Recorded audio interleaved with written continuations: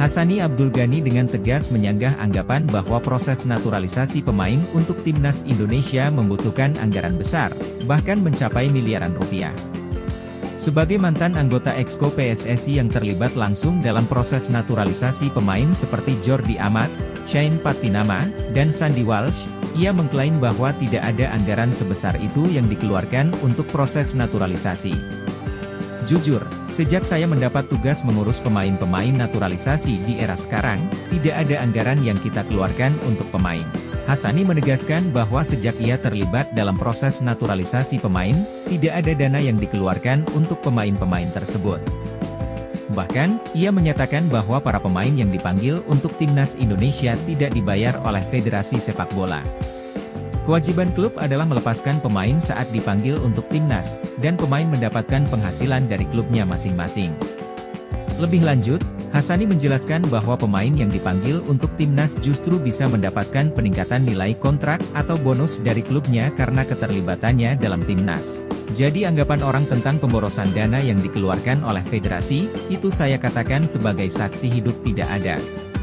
Menurutnya, anggapan tentang pengeluaran dana besar oleh federasi untuk naturalisasi pemain hanyalah mitos belaka, karena menurut pengalamannya, hanya ada anggaran administratif yang wajar dalam proses tersebut.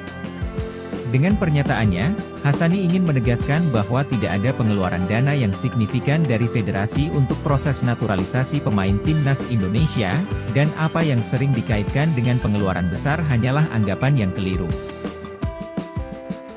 Jadon Sean Montnor benar-benar memiliki kisah yang menarik, terutama dalam hubungannya dengan Indonesia dan karir sepak bolanya yang berjalan impresif.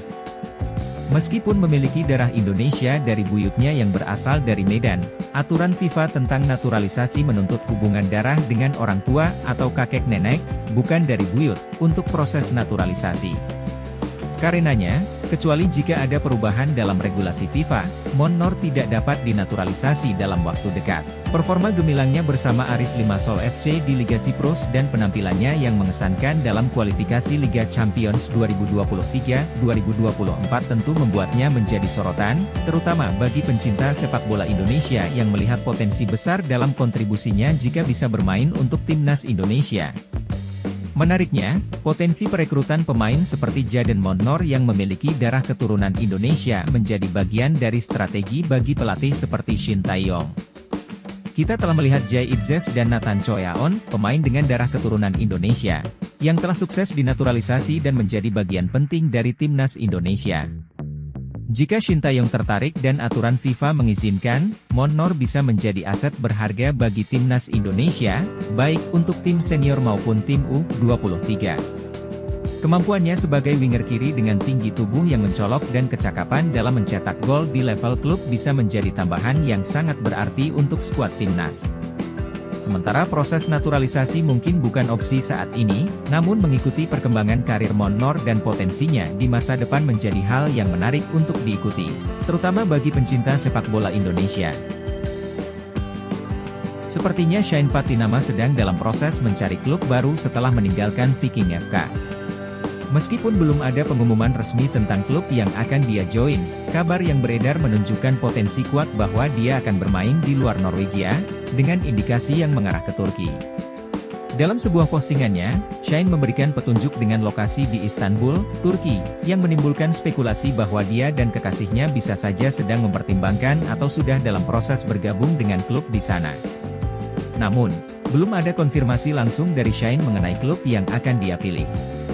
Kehadirannya dalam skuad timnas Indonesia untuk Piala Asia 2023 tampaknya akan menjadi prioritas utama bagi Shane. Dengan TC yang akan diadakan di Turki, keputusannya untuk mencari klub di luar Norwegia dan adanya petunjuk terkait Turki bisa menjadi faktor yang memudahkan kehadirannya dalam TC tersebut. Piala Asia 2023 menjadi agenda penting bagi timnas Indonesia, dan kehadiran Shane Patinama akan menjadi aset berharga dalam persiapan menuju pertandingan perdana melawan Irak. Semoga keputusannya dalam mencari klub baru dapat segera terwujud sehingga ia bisa fokus dalam persiapan bersama timnas. Ragnar Oratmangoen dan Jay Itzes sepertinya sangat menantikan kesempatan untuk bermain bersama di timnas Indonesia. Bagi Ragnar, reuni dengan Jay Itzes di lapangan pasti akan membawa kenangan yang manis dari masa bermain bersama di Go Ahead Eagles.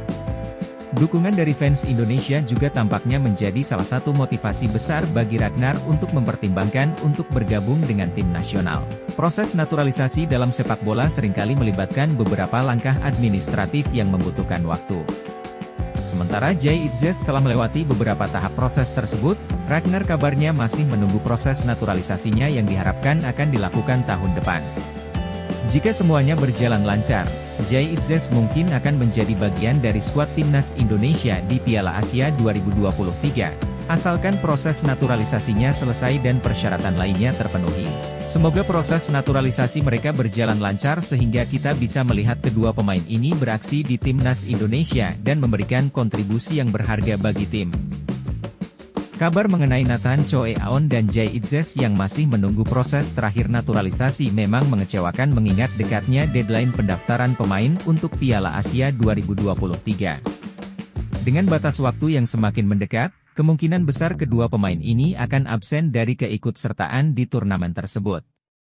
Deadline pendaftaran pemain hari ini 10 Desember 2023 karena belum ada tanda-tanda pengambilan sumpah untuk kedua pemain tersebut hingga 10 Desember 2023. Kegagalan proses naturalisasi ini berpotensi membuat Nathan Choe Aon dan Jay Itzes absen dari Piala Asia 2023. Sementara itu, Justin Hubner, pemain naturalisasi lainnya yang telah menyelesaikan proses pengambilan sumpah WNI lebih awal, sudah mulai beradaptasi di Indonesia.